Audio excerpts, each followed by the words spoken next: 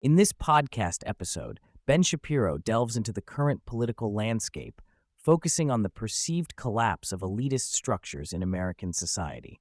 He discusses various topics, including the nature of meritocracy, the role of technocracy, the failures of the Democratic Party, and the rise of outsider candidates. Shapiro begins by exploring the concept of meritocracy, which traditionally suggests that individuals rise to positions of power based on their abilities and achievements. He argues that the current political climate reflects a departure from true meritocracy, as many individuals in power are not necessarily the most qualified, but rather part of a self-appointed elite. This elite, according to Shapiro, has constructed a system that favors their interests over those of the general populace, leading to widespread disillusionment. He critiques the notion that intelligence, as measured by standardized tests, is the sole determinant of success. Shapiro posits that this narrow definition of merit has contributed to a disconnect between the elite and the average American. He emphasizes that true meritocracy should encompass a broader range of qualities, including practical skills and social intelligence, rather than relying solely on academic achievements. Shapiro contrasts meritocracy with technocracy, which he describes as a system governed by experts who believe they can engineer society for the better. He argues that this technocratic approach has led to a series of failures, as these elites often lack a genuine understanding of the needs and values of everyday Americans. Instead of allowing organic systems, such as free markets and community institutions, to flourish, technocrats impose their solutions, which often exacerbate existing problems. He points out that the technocratic elite's attempts to manage society have resulted in a loss of trust among the populace. As people witness the failures of these imposed systems, they become increasingly skeptical of the motives and capabilities of those in power. This growing distrust has paved the way for outsider candidates who promise to disrupt the status quo and restore a sense of agency to the American people. Shapiro shifts his focus to the Democratic Party, highlighting what he perceives as a crisis of identity and purpose. He argues that the party has strayed from its foundational principles and has become increasingly disconnected from the concerns of ordinary citizens. This disconnection is evident in the party's embrace of progressive ideologies that prioritize identity politics over substantive policy discussions. He cites the rise of figures like Robert F. Kennedy Jr. as a response to the Democratic Party's failures. Kennedy, an outsider with a controversial stance on various issues, represents a challenge to the established order. Shapiro suggests that the Democratic Party's inability to adapt to the changing political landscape has left it vulnerable to challenges from unexpected sources. As Shapiro discusses the reaction to technocratic failures, he emphasizes the emergence of populist movements that seek to reclaim power for the average citizen. He argues that this backlash is a natural response to the elitist structures that have dominated American politics for decades. The rise of populist figures, including Donald Trump, reflects a desire for leaders who prioritize the needs of the people over the interests of a disconnected elite. Shapiro notes that this populist wave is not limited to one political party. It transcends traditional party lines. Voters are increasingly drawn to candidates who promise to challenge the established order and address the issues that matter most to them. This shift signals a fundamental change in the political landscape as the electorate seeks to reclaim its voice. A significant theme in Shapiro's discussion is the collapse of trust in institutions. He argues that the failures of technocratic elites have eroded public confidence in government, media, and other traditional institutions. As people witness the consequences of misguided policies and decisions made by those in power, they become disillusioned and skeptical of the motives behind these actions. Shapiro highlights the role of social media in amplifying this distrust. The rise of alternative media platforms has allowed individuals to bypass traditional gatekeepers and seek out information that aligns with their perspectives.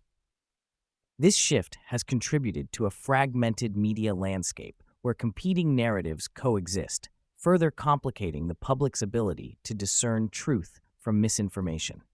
Shapiro discusses the increasing popularity of outsider candidates in American politics, emphasizing that this trend is a direct response to the failures of the established elite. Figures like Donald Trump and Robert F. Kennedy Jr. have gained traction by positioning themselves as alternatives to the traditional political class. Their appeal lies in their willingness to challenge the status quo and address the concerns of everyday Americans.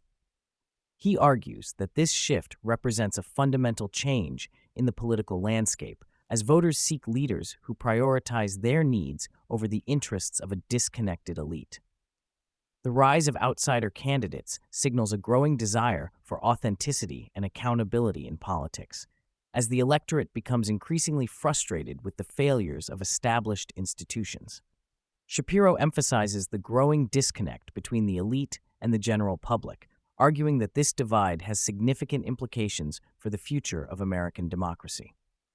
He contends that the self-appointed elite have created a moral framework that is out of touch with the values and concerns of ordinary citizens. This disconnect has fueled resentment and anger among the populace, leading to a demand for change. He points out that this disconnect is not limited to political elites. It extends to cultural institutions as well. The media, academia, and other influential sectors have increasingly embraced progressive ideologies that alienate large segments of the population. As a result, many Americans feel marginalized and unheard, further exacerbating the divide between the elite and the public. Shapiro critiques the impact of progressive ideologies on American society, arguing that they have contributed to the erosion of traditional values and institutions.